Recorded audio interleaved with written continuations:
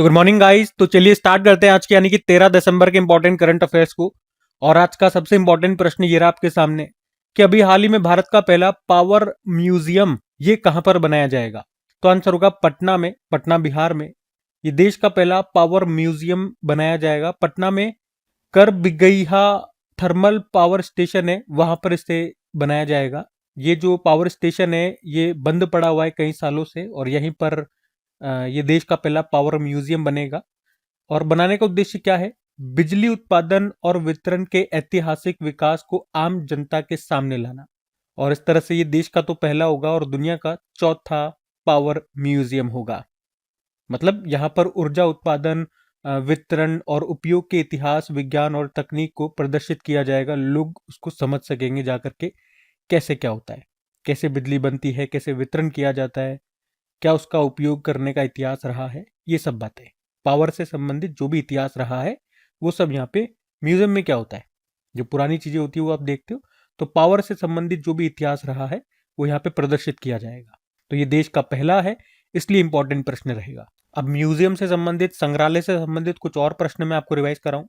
अगर पूछे देश का पहला नौसेना शौर्य म्यूजियम ये कहाँ पर बनेगा? लखनऊ में। देश के पहले डिजिटल राष्ट्र संग्रहालय की आधारशिला कहाँ पर रखी गई? हैदराबाद। दुनिया का पहला पांडुलिपि संग्रहालय कहाँ पर खुला? तिरुवनंतपुरम।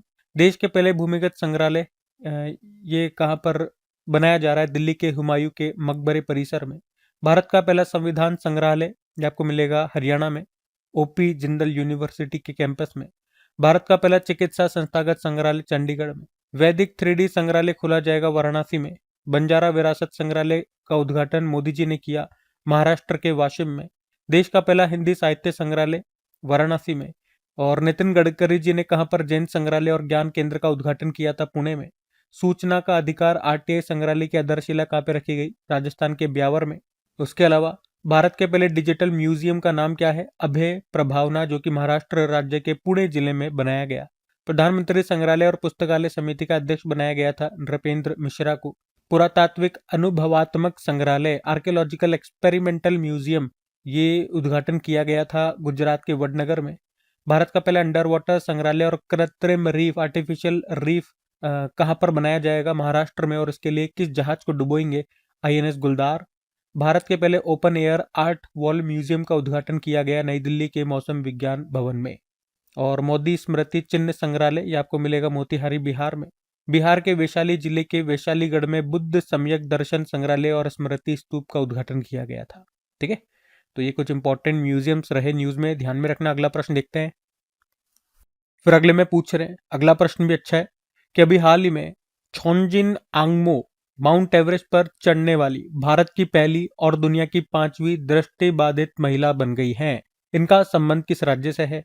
तो आंसर होगा हिमाचल प्रदेश। तो नाम है छोंजिन आंगमो, हिमाचल प्रदेश के किन्नौर की रहने वाली हैं। और अभी ये माउंट एवरेस्ट पर चढ़ने वाली भारत की पहली और दुनिया की 5वीं दृष्टिबाधित पर्वतारोही बन गई हैं। मतलब उनको दिखाई नहीं देता और फिर भी उन्होंने माउंट एवरेस्ट को फतेह कर लिया। ऐसा करने वाली भारत की पहली और दुनिया की 5वीं ब्लाइंड पर्सन बन गई है, दृष्टिबाधित पर्वतारोही बन गई है। अब आप कहोगे दुनिया की 5वीं, भारत की पहली है इस तरह की तो, लेकिन दुनिया में 5वें नंबर की है। तो आप पूछोगे कि दुनिया में पहले नंबर के कौन व्यक्ति थे जो जिनको दिखाई नहीं देता फिर भी उन्होंने फतेह कर लिया माउंट एवरेस्ट को? तो उनका नाम है एरिक वेहनमेयर, अमेरिकी हैं। 2001 में उन्होंने ये कारनामा किया था। अच्छा, माउंट एवरेस्ट की बात है तो ये दो नाम और याद रखना। एक नाम तो ये पूछेंगे माउंट एवरेस्ट पर चढ़ने वाली दुनिया की पहली विकलांग व्यक्ति कौन है? तो अरुणिमा सिन्हा 2013 में चढ़ी थी। और माउंट एवरेस्ट पर चढ़ने वाली पहली भारतीय महिला थी बछेंद्री पाल। उसके अलावा सबसे उम्रदराज भारतीय महिला माउंट एवरेस्ट पर चढ़ने वाली ज्योति रात्रे, इनका नाम है। 55 वर्ष की आयु में चढ़ी। और इसके अलावा काम्या कार्तिकेयन का नाम याद रखना। 16 वर्ष इनकी आयु है। माउंट एवरेस्ट पर चढ़ने वाली सबसे कम उम्र की ये भारतीय बनी थी। सबसे ज्यादा उम्र की तो ज्योति रात्रे और सबसे कम उम्र की काम्या कार्तिकेयन। और कामिरिता शेरपा का नाम आपने कई बार पढ़ा होगा। नेपाल के पर्वतारोही हैं, शेरपा हैं। सबसे ज्यादा बार माउंट एवरेस्ट पर चढ़ने वाले व्यक्ति हैं ये। माउंट एवरेस्ट की बात कर लें, ये दुनिया की सबसे ऊंची पर्वत चोटी है। नेपाल में इसको सागर माता कहते हैं, तिब्बत में चोमुलुंगमा कहते हैं। हाइट की बात करेंगे, हाइट है इसकी 8848.86 मीटर। और माउंट एवरेस्ट पर चढ़ने वाले जो दुनिया के पहले व्यक्ति बने थे वो थे न्यूजीलैंड के सर एडमंड हिलेरी, और उनके साथ एक नेपाली भारतीय शेरपा भी गए थे, तेंजिंग नोर्गे उनका नाम है। ठीक है, ध्यान रखना ये सब। अगला प्रश्न देखते हैं। फिर अगले में पूछ रहे हैं कि सभी फॉर्मेट में 100 विकेट लेने वाले पहले भारतीय गेंदबाज अभी कौन बन गए, तो आंसर होगा जसप्रीत बुमराह। तो जसप्रीत बुमराह पहले भारतीय बन गए जिन्होंने टेस्ट, ओडीआई और टी20 तीनों फॉर्मेट में 100 विकेट पूरे कर लिए हैं, और ऐसा करने वाले वो पहले भारतीय गेंदबाज बन गए और दुनिया के 5वें गेंदबाज बन गए। तो दुनिया के इनसे पहले 4 गेंदबाज ऐसा कारनामा कर चुके हैं, वो कौन कौन है? लसित मलिंगा, टिम साउदी, शाकिब अल हसन और शाहिन अफरीदी। बाकी जसप्रीत बुमराह की बात करें, अभी दिसंबर तक अगर आप देखोगे ना, तो टेस्ट में 234 विकेट ये ले चुके हैं 52 मैचेस में, ओडीआई में 149 विकेट ले चुके हैं 89 मैचेस में, और टी20 इंटरनेशनल में 101 विकेट ये ले चुके हैं 81 मैचेस में। वे गुजरात से बिलोंग करते हैं और वे पहले बॉलर हैं जिन्होंने सभी फॉर्मेट में आईसीसी मेंस प्लेयर रैंकिंग में पहला स्थान हासिल किया है। ये 2-3 अवार्ड इनके नाम है, जैसे कि सर गारफील्ड सोबर्स ट्रॉफी, ये दी जाती है ICC men's cricketer of the year को, तो 2024 में इनको मिली थी। ICC men's test cricketer of the year 2024 का खिताब भी मिला था इनको, और उससे पहले Wisden cricketer of the year 2022 का सम्मान भी इनको मिला था। और ये 2 पॉइंट अभी कुछ दिन पहले ही पढ़े थे हमने कि रोहित शर्मा 20,000 अंतर्राष्ट्रीय रन बनाने वाले चौथे भारतीय बने, पहले तो सचिन तेंदुलकर है, और सुनील नारायण टी20 क्रिकेट में 600 विकेट लेने वाले तीसरे गेंदबाज बन गए हैं। ठीक है, ये लेटेस्ट करंट अफेयर्स के ही प्रश्न है ये लास्ट वाले, तो इनको भी ध्यान में रखना। अगला प्रश्न देखते हैं। फिर अगले में पूछ रहे हैं, हाल ही में सर्बानंदा सोनोवाल ने भारत के पहले स्वदेशी हाइड्रोजन फ्यूल सेल पोत को कहां से लॉन्च किया, तो आंसर होगा वाराणसी।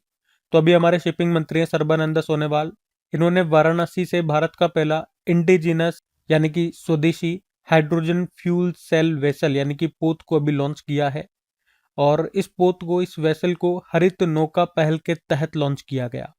तो इस वेसल का यूज इनलैंड वाटर ट्रांसपोर्ट में किया जाएगा। अच्छा, ये हाइड्रोजन फ्यूल सेल वेसल है क्या? तो नाम से समझ में आ रहा है, हाइड्रोजन से चलने वाली एक पोत है। इसकी लंबाई ये 24 मीटर, कैपेसिटी 50 पैसेंजर की है। इसको बनाया है कोचिन शिपयार्ड लिमिटेड ने। तो ये पोत कैसे काम करता है? तो इस पोत में low temperature proton exchange membrane fuel cell होता है, और इस सेल में हाइड्रोजन और ऑक्सीजन की केमिकल रिएक्शन से इलेक्ट्रिसिटी जनरेट होती है।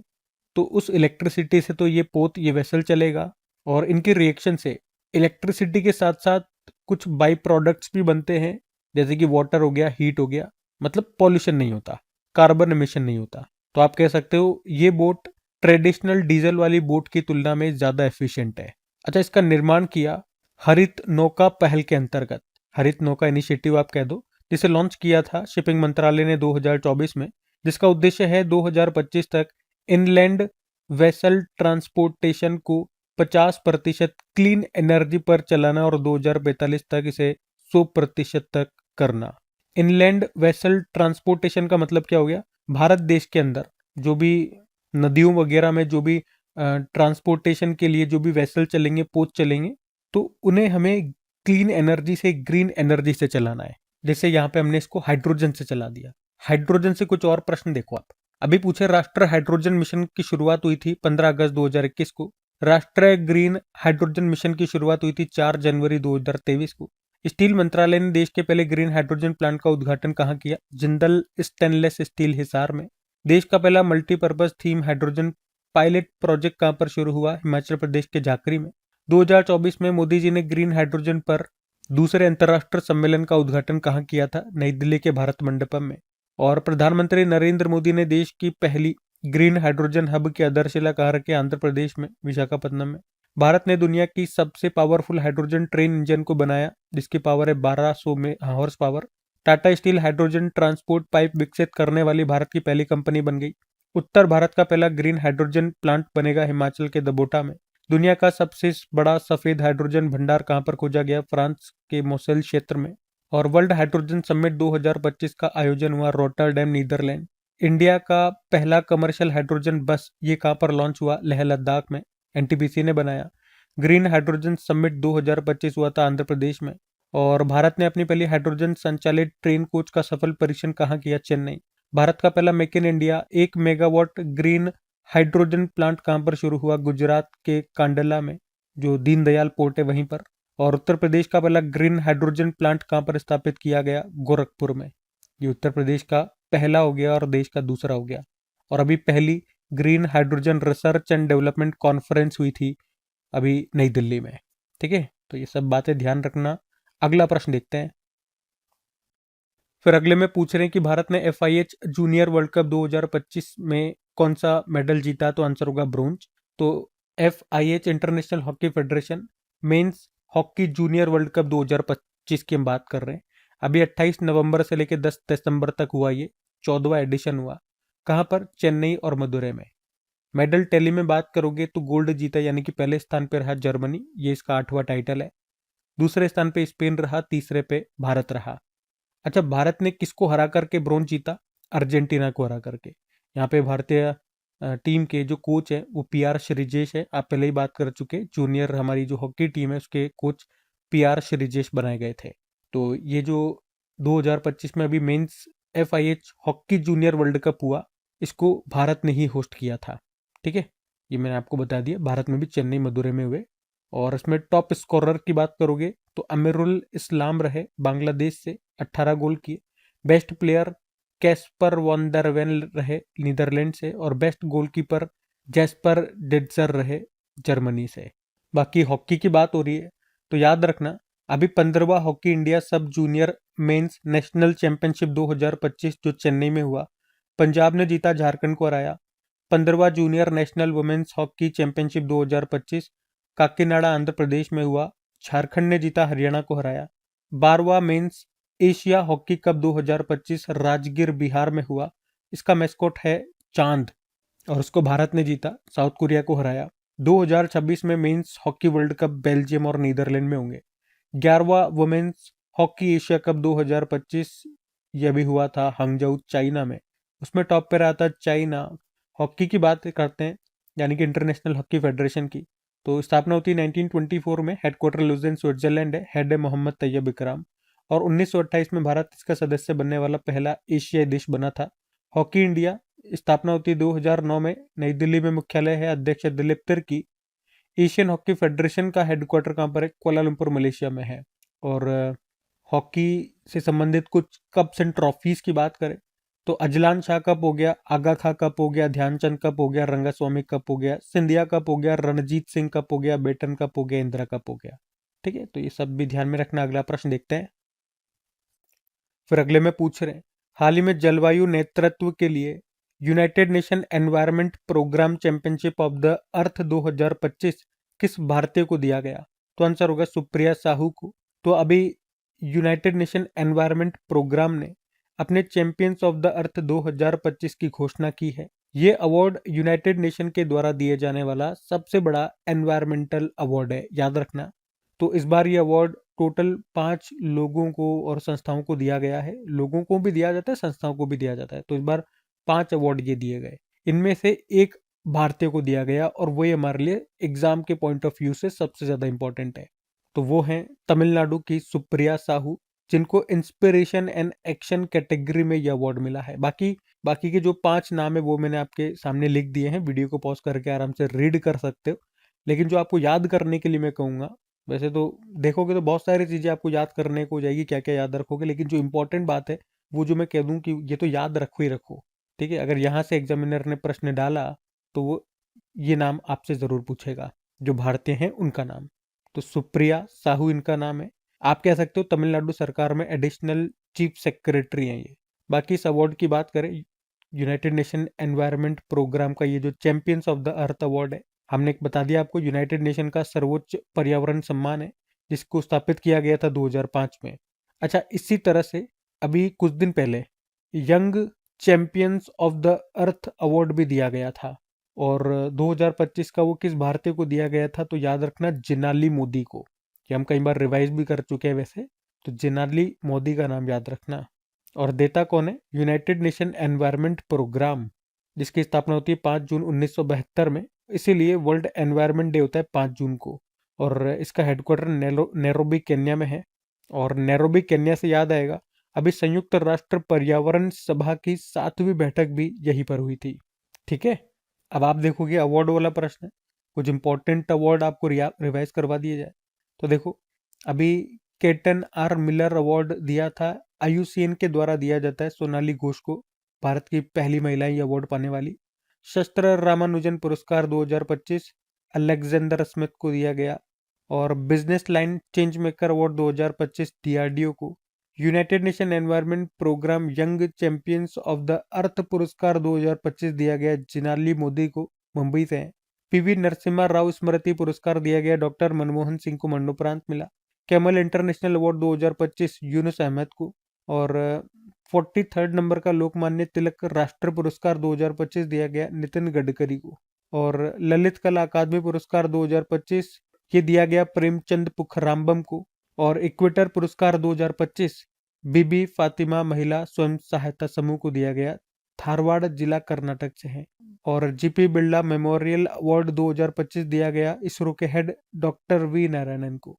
Pen translate award 2025 Geetanjali Shree को दिया गया, उनकी novel once elephant lived here, इसका अंग्रेजी में अनुवाद किया डेजी रॉकवेल ने। और संयुक्त राष्ट्र जनसंख्या पुरस्कार 2025 दिया गया वर्षा देशपांडे को, जो महाराष्ट्र से हैं। उसके अलावा संयुक्त राष्ट्र जनसंख्या पुरस्कार 2025 दिया गया वर्षा देशपांडे को, जो कि महाराष्ट्र से हैं। सारे इंपॉर्टेंट अवार्ड्स हैं, मतलब जो अभी यहाँ पे हमने पढ़े, ध्यान में रखना। अगला प्रश्न देखते हैं। फिर अगले में पूछ रहे हैं, अभी हाल ही में यूनिवर्सल हेल्थ कवरेज डे ये हर साल कब मनाया जाता है? तो आंसर दिसंबर को। तो हर साल दिसंबर को यूनिवर्सल हेल्थ कवरेज डे के रूप में मनाया जाता है। मनाने का उद्देश्य दुनिया में अफोर्डेबल और क्वालिटी हेल्थ केयर देने के बारे में अवेयरनेस फैलाना। इस दिन की स्थापना यूनाइटेड नेशन के द्वारा 2017 में की गई थी। यूनिवर्सल हेल्थ कवरेज एक सस्टेनेबल डेवलपमेंट गोल भी है। और इस बार की थीम क्या है? Unaffordable health cost, we are sick of it. तो यूनिवर्सल हेल्थ कवरेज का मतलब क्या होता है? हर व्यक्ति को अफोर्डेबल और क्वालिटी हेल्थ सर्विस देना जब भी उसे इसकी जरूरत है। चलो डेज को हम रिवाइज करते हैं फिर। 1 दिसंबर को वर्ल्ड एड्स डे होता है। 1 दिसंबर को नागालैंड का स्थापना दिवस। और 1 से लेकर 10 दिसंबर तक नागालैंड में हॉर्नबिल महोत्सव मनाया गया। 1 दिसंबर को बीएसएफ का स्थापना दिवस। 2 दिसंबर को राष्ट्रीय प्रदूषण नियंत्रण दिवस, नेशनल पॉल्यूशन कंट्रोल डे। 2 दिसंबर को अंतर्राष्ट्रीय गुलामी उन्मूलन दिवस। 2 दिसंबर को विश्व कंप्यूटर साक्षरता दिवस। और 3 दिसंबर को अंतर्राष्ट्रीय विकलांग दिवस। 4 दिसंबर को भारतीय नौसेना दिवस। 4 दिसंबर को अंतर्राष्ट्रीय चीता दिवस। और 4 दिसंबर को अंतर्राष्ट्रीय बैंक दिवस। 5 दिसंबर को वर्ल्ड सॉइल डे।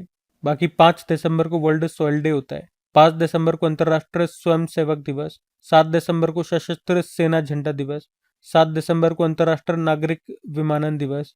और 9 दिसंबर को अंतर्राष्ट्रीय भ्रष्टाचार विरोधी दिवस। और 10 दिसंबर को विश्व मानवाधिकार दिवस, वर्ल्ड ह्यूमन राइट डे के रूप में मनाया जाता है। ठीक है, तो ये हो गए डेज। अगला प्रश्न देखते हैं। फिर अगले में पूछ रहे हैं, पहली बार सरकार के द्वारा किसानों के लिए कार्बन क्रेडिट योजना किस राज्य में लॉन्च की जाएगी? तो आंसर होगा उत्तर प्रदेश। तो उत्तर प्रदेश सरकार ने आईआईटी रुड़की के साथ मिलकर के किसानों के लिए कार्बन क्रेडिट स्कीम को लॉन्च किया है। इसका उद्देश्य क्या है? कार्बन क्रेडिट पॉइंट देकर के किसानों की इनकम को बढ़ाना। तो ये एक तरह का मॉडल है जिससे किसान एक्स्ट्रा इनकम कमा सकते हैं। जब किसान अपनी जमीन पर पेड़ लगाते हैं, जो मृदा है, जो सॉयल है, उसको डिस्टर्ब नहीं करते और बचे हुए खराब क्रॉप को जलाने की अपेक्षा खेत में मिलाते हैं, तो इससे सॉयल में कार्बन की मात्रा बढ़ती है। तो 1 मेट्रिक टन कार्बन डाइऑक्साइड को सॉयल या ट्री में स्टोर करने पर किसानों को 1 कार्बन क्रेडिट मिलेगा। फिर इन कार्बन क्रेडिट को मार्केट में बेच करके किसान इनकम कमा सकते हैं। और ये कैसे काम करेगा? तो किसानों के खेत की सॉइल जो है, जो मृदा है, उसके सैंपल को लैब में टेस्ट किया जाएगा, जिससे ये पता चलेगा कि सॉइल में कितना कार्बन स्टोर है। इसके बाद जो किसान है, वो जितना कार्बन स्टोर होगा उस हिसाब से उनको कार्बन क्रेडिट मिलेगा। तो इस तरह से ये काम करेगा। देखो, कार्बन की बात करें तो ये 2-4 प्रश्न देखो। भारत का पहला टील कार्बन अध्ययन स्टडी कहाँ पर किया गया? Keoladeo national park, Rajasthan. Carbon बाजार पर पहला अंतर्राष्ट्रीय सम्मेलन प्रकृति का आयोजन हुआ नई दिल्ली में। इंटरनेशनल मैरीटाइम ऑर्गेनाइजेशन ने पहली बार शिपिंग इंडस्ट्री पर कार्बन टैक्स लगाने का निर्णय लिया। ये टैक्स 2028 से लागू होगा। पशुधन किसानों पर कार्बन टैक्स लगाने वाला पहला देश बना डेनमार्क 2030 से। हमारा जीरो कार्बन उत्सर्जन का लक्ष्य है 2070। कार्बन को समुद्र से अवशोषित करने वाला प्रोजेक्ट सिक्योर ये शुरू किया इंग्लैंड ने। कुछ योजनाएं और भी है, जैसे कि शक्ति श्री कार्यक्रम शुरू हुआ था उड़ीसा में, एक सड़क एक दिन योजना दिल्ली में, कृषि समृद्धि योजना महाराष्ट्र, सेतु बंद विद्वान योजना शिक्षा मंत्रालय, अन्नदाता सुखी भव योजना आंध्र प्रदेश, नारी अदालत और आमा सशक्तिकरण योजना सिक्किम, मुख्यमंत्री थायू मनवर योजना तमिलनाडु, बौद्धिक दिव्यांग छात्रों के लिए दिशा अभियान शुरू किया महाराष्ट्र ने, प्रधानमंत्री विकसित भारत रोजगार योजना 15 अगस्त 2025 को मोदी जी ने इसको शुरू करने की घोषणा की थी। श्रम श्री योजना पश्चिम बंगाल, मुख्यमंत्री महिला रोजगार योजना बिहार, और अन्नपूर्णा योजना जो स्वच्छता कर्मियों के लिए शुरू की गई, अभी कहाँ पर, बंगलुरु में। ठीक है, तो ये सब ध्यान में रखना। अगला प्रश्न देखते हैं। फिर अगले में पूछ रहे हैं, हाल ही में ग्लोबल एआई शो 2025 कहां पर हुआ? तो आंसर होगा Abu Dhabi. Global AI show 2025 जो हुआ अभी अबू धाबी यूएई में, इसकी थीम है एआई 2031 एक्सेलरेटिंग इंटेलिजेंट फ्यूचर। आपको याद है अभी ग्लोबल एआई कॉन्क्लेव 2025 का आयोजन हुआ चेन्नई में। इसका आयोजन आईआईटी मद्रास और इंडिया एआई मिशन ने किया, और अभी इंडिया एआई इम्पैक्ट समिट 2026 होगा, अभी फरवरी में होगा, ये नई दिल्ली में होगा। अच्छा, एआई से संबंधित कुछ प्रश्न आपको कराऊं तो भारत का पहला एआई प्लस कैंपस कहां पर खुलेगा? अमरावती आंध्र प्रदेश। भारत का पहला एआई संचालित स्मार्ट ट्रैफिक सिस्टम कहां पर लॉन्च किया गया? दिल्ली के द्वारका एक्सप्रेसवे पे। भारत की पहली एआई पावर्ड आंगनबाड़ी कहां पर शुरू हुई? वदमना विलेज, नागपुर, महाराष्ट्र। उत्तर प्रदेश के उन्नाव में भारत की पहली प्राइवेट एआई यूनिवर्सिटी बनाएगा चंडीगढ़ यूनिवर्सिटी। और सड़क सुरक्षा के लिए एआई का उपयोग करने वाला पहला राज्य कौन सा बन गया? Uttar Pradesh. Global AI city index 2026, इसमें टॉप पे सिंगापुर रहा, भारत में टॉप पे बंगलुरु है जो पूरी लिस्ट में 26वें स्थान पर है। भारत का पहला ड्रोन एआई संचालित कृत्रिम वर्षा प्रयोग कहां पर शुरू हुआ? जयपुर। पूर्व ट्विटर सीईओ पराग अग्रवाल ने मशीनों के लिए वेब बनाने हेतु किस नाम से एआई स्टार्टअप लॉन्च किया? पैरेलल। किस अंतरराष्ट्रीय हवाई अड्डे ने दुनिया का पहला एआई संचालित इमिग्रेशन कॉरिडोर लॉन्च किया? दुबई। और नासा ने आईबीएम के सहयोग से सौर तूफानों की भविष्यवाणी के लिए एआई मॉडल सूर्य को लॉन्च किया था। ठीक है, तो सारे पॉइंट्स ध्यान में रखना। अगला प्रश्न देखते हैं। फिर अगले में पूछ रहे, हाल ही में प्लिनियो नस्तारी शुगर एक्सेलेंस अवार्ड जीतने वाले पहले भारतीय कौन बन गए? तो आंसर होगा सामिर सौम्या। तो सामिर सौम्या ये पहले भारतीय बन गए जिन्होंने प्लिनियो नास्तारी शुगर एक्सेलेंस अवार्ड जीता है। यह award global sugar and bio energy sector में आउटस्टैंडिंग अचीवमेंट के लिए दिया जाता है। और कौन देता है यह अवार्ड? International sugar organisation. और सामिर सौम्या की पहले बात करें, ये एक भारतीय उद्यमी है। वे गोदावरी बायो रिफाइनरी लिमिटेड जो कंपनी उसके सीएमडी है। यह अवार्ड इनको दिया इंटरनेशनल शुगर ऑर्गेनाइजेशन ने, जो कि एक इंटर गवर्नमेंटल ऑर्गेनाइजेशन है। और इसे UNCTAD United nation conference on trade and development के तहत आयोजित इंटरनेशनल शुगर एग्रीमेंट 1968 के तहत बनाया गया। 2024 में भारत इसकी अध्यक्षता भी कर चुका है, इसका चेयरमैन बना था। और स्थापना होती दिसंबर 1968 में। इसका काम होता है दुनिया में शुगर के सेक्टर को प्रमोट करना। ठीक है, तो ये ध्यान में रखना। बाकी अवार्ड्स मैं आपको आज आगे करा ही चुका हूँ। तो ये थी आज की हमारी करंट अफेयर्स की क्लास। कमेंट करके जरूर बताइएगा सेशन आपको कैसा लगा। अच्छा लगा तो अपने दोस्तों के साथ में स्टडी ग्रुप में शेयर जरूर करना। वीडियो को लाइक नहीं करा तो लाइक कर देना। बाकी चलो अभी कल के करंट अफेयर्स का हम क्विक रिवीजन कर लेते हैं और सेशन एंड करते हैं। तो कल पहला प्रश्न पूछा था, भारत विन पोर्टल को किस मंत्रालय ने लॉन्च किया? जल शक्ति मंत्रालय। किस राज्य ने मुख्यमंत्री सेहत बीमा योजना को लॉन्च किया या करेगा? पंजाब। किस भारतीय अभिनेत्री को रेड सी फिल्म फेस्टिवल में गोल्डन ग्लोब होराइजन अवार्ड से सम्मानित किया गया? आलिया भट्ट। और 2025 एफआई एशियाई घुड़सवारी चैंपियनशिप में भारत कौन से स्थान पर रहा? तीसरे स्थान पे। द बैंकर द्वारा भारत का सर्वश्रेष्ठ बैंक किसे घोषित किया गया? Bank of Baroda. अंतर्राष्ट्रीय पर्वत दिवस मनाया गया 11 दिसंबर को। भारत के किस त्योहार को यूनेस्को की अमूर्त सांस्कृतिक विरासत सूची में शामिल किया गया? दिवाली। और राष्ट्रमंडल खो खो चैंपियनशिप 2026 की मेजबानी कौन करेगा? भारत। और चर्चा में रहा one nation one licence one payment किससे संबंधित है? एआई और कॉपीराइट से। और आखिरी प्रश्न था, आईएसएसएफ वर्ल्ड कप 2025 की भारत में रैंक क्या है? तो आंसर होगा सेकंड स्थान पर है, दूसरे स्थान पे। बाकी चलो कल का भी होमवर्क प्रश्न देखते हैं और सेशन एंड करते हैं। तो कल पूछा था, भारत के महालेखा नियंत्रक अभी कौन बनी है? तो आंसर होगा TCA कल्याणी। आप सभी ने प्रश्न का बिल्कुल सही उत्तर दिया। अब ये रहा आज का आपका होमवर्क प्रश्न, और ये अच्छा होमवर्क प्रश्न था। इसमें बहुत से स्टूडेंट्स ने उत्तर लगाया था संजय मूर्ति को। तो मेरे भाई वो CAG है, controller and auditor general of accounts. यहाँ पे पूछा है कंट्रोलर जनरल ऑफ अकाउंट्स, महालेखा नियंत्रक। तो थोड़ा सा अंतर ध्यान में रखना। बाकी बहुत सौ ने उत्तर सही दिया है। और ये रहा आज का आपका होमवर्क प्रश्न।